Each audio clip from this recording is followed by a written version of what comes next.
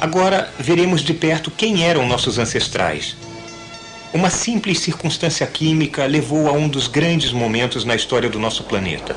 Havia muitos tipos de moléculas na sopa primordial. Alguns foram atraídos pela água por um lado e repelidos por ela por outro.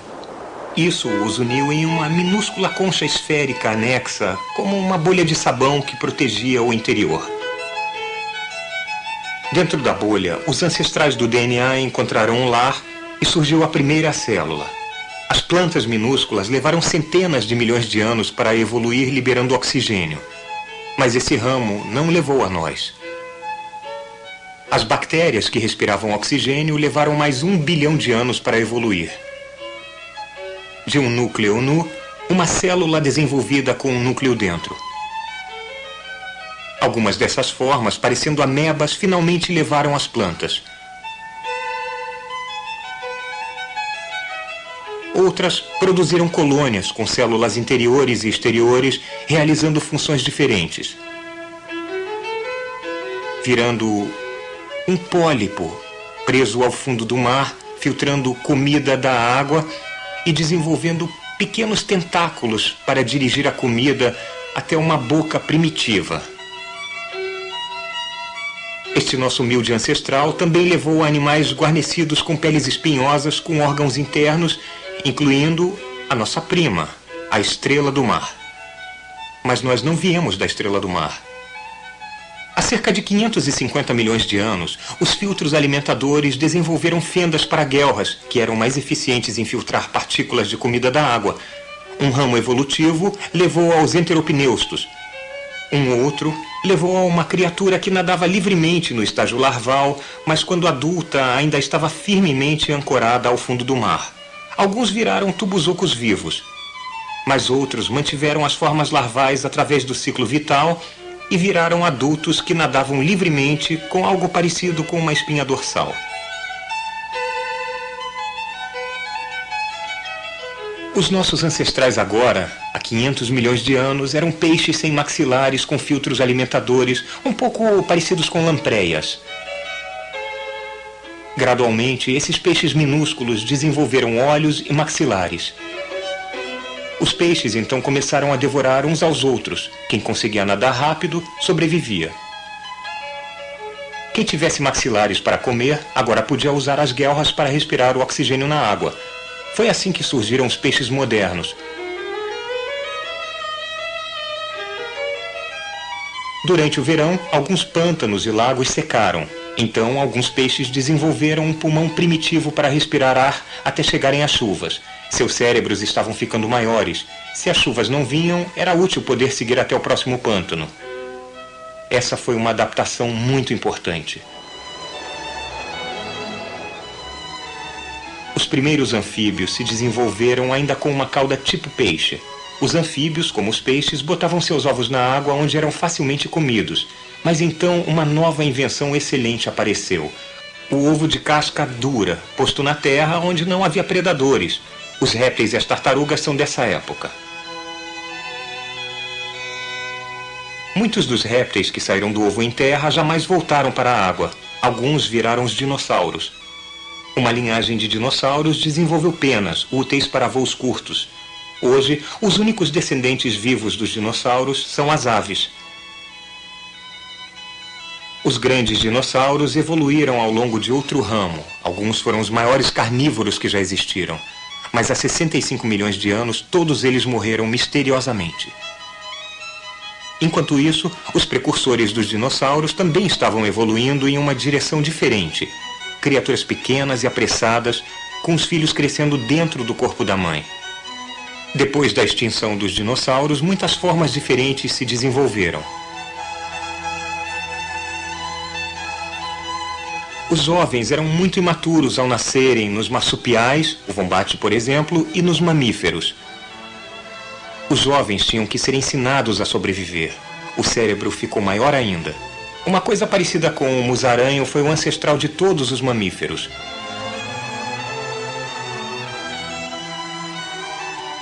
Uma linhagem foi para as árvores, desenvolvendo a destreza, visão estéril, cérebros maiores e uma curiosidade sobre o seu ambiente. Alguns viraram babuínos. Mas não é essa a linhagem até nós. Os macacos e os humanos têm um ancestral comum recente. Osso por osso, músculo por músculo, molécula por molécula, quase não há diferenças importantes entre os macacos e os humanos. Ao contrário do chimpanzé, os nossos ancestrais andavam eretos, liberando as mãos para empurrar, segurar e experimentar. Ficamos mais inteligentes, começamos a falar.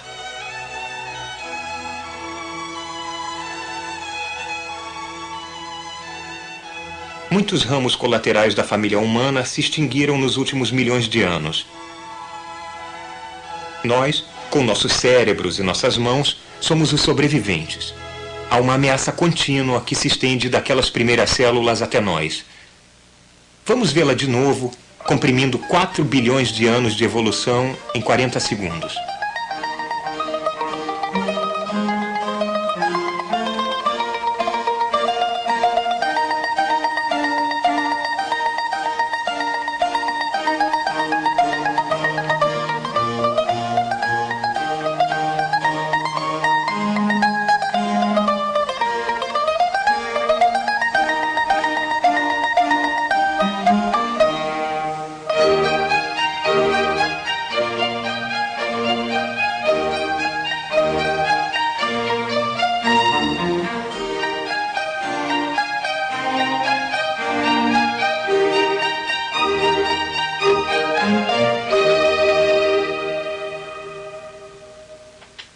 Estas são algumas das coisas que as moléculas fazem depois de 4 bilhões de anos de evolução. Nós, às vezes, representamos a evolução como as ramificações sempre crescentes de algum tronco original, com cada ramo aparado e cortado pela seleção natural. Cada planta e animal vivos hoje tem uma história tão antiga e ilustre quanto a nossa. Os humanos ficam em um ramo, mas agora nós afetamos o futuro de cada ramo desta árvore de 4 bilhões de anos de idade. Que encantadoras são as árvores! A espécie humana cresceu nelas e à volta delas. Nós temos uma afinidade natural com as árvores. As árvores fazem a fotossíntese, elas colhem a luz do sol, elas competem pelos favores do sol. Veja aquelas duas árvores ali, empurrando e abrindo caminho para ter a luz do sol, mas com graça e com uma lentidão espantosa.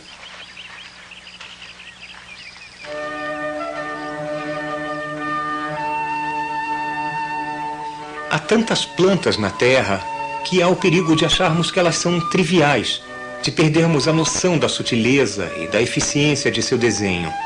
Elas são máquinas ótimas e lindas, movidas pela luz do sol, tirando água do solo e dióxido de carbono do ar e convertendo-o em comida para o seu uso e o nosso.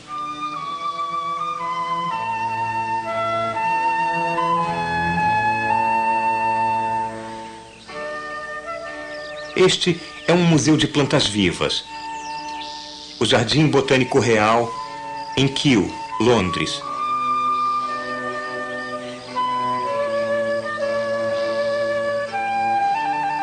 Toda planta usa os carboidratos que produz como fonte de energia para se ocupar de suas tarefas de planta.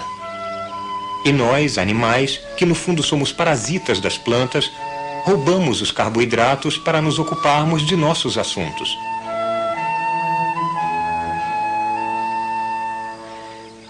Ao comermos as plantas e seus frutos, nós combinamos os carboidratos com oxigênio, que, como resultado da respiração, dissolvemos em nosso sangue. Desta reação química, nós extraímos a energia que nos move. Neste processo, nós exalamos dióxido de carbono na atmosfera que as plantas usam para fazer mais carboidratos. Que arranjo cooperativo maravilhoso! Plantas e animais usando os gases residuais uns dos outros, o ciclo todo movido a abundante luz solar. Mas haveria dióxido de carbono no ar mesmo se não existissem animais. Nós precisamos das plantas muito mais do que elas de nós.